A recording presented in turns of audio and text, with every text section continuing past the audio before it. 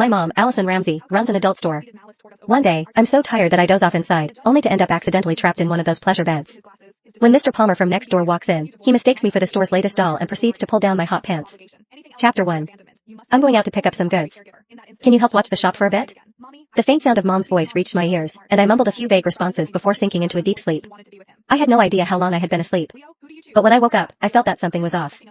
I was lying face down on the bed, my hands secured with something soft and rubbery. And the bed itself was folded into an unusual position that closely conformed to the curve of my body. I could clearly feel that my buttocks were raised high, and my legs had been spread apart. I didn't need to look to know it was a deeply embarrassing position. The space before me was dim, as though my head was covered by a nearby curtain. What was going on? A wave of panic set in.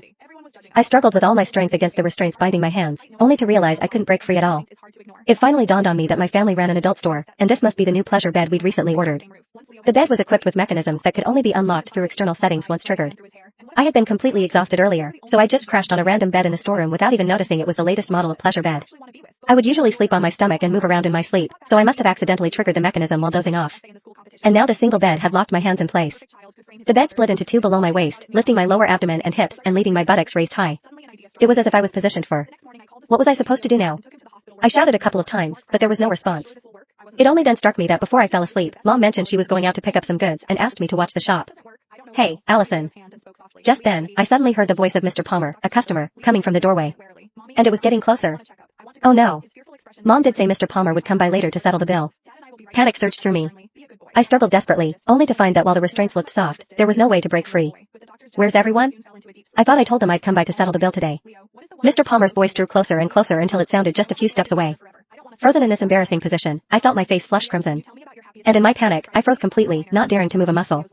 Is this a new doll that just arrived? Mr. Palmer's words sent my heart leaping into my throat. The next second, I felt a pair of warm, dry hands land on my thigh.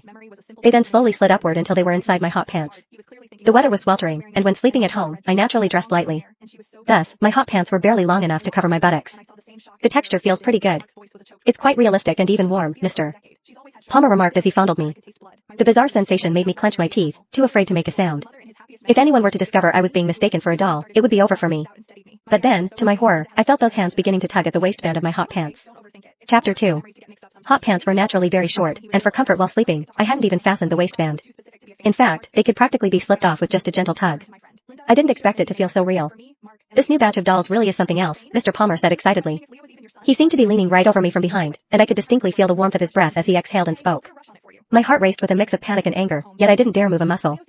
I was terrified of the embarrassment that would follow if I were discovered. What should I do? What on earth could I do? Mr. Palmer had already pulled down my hot pants,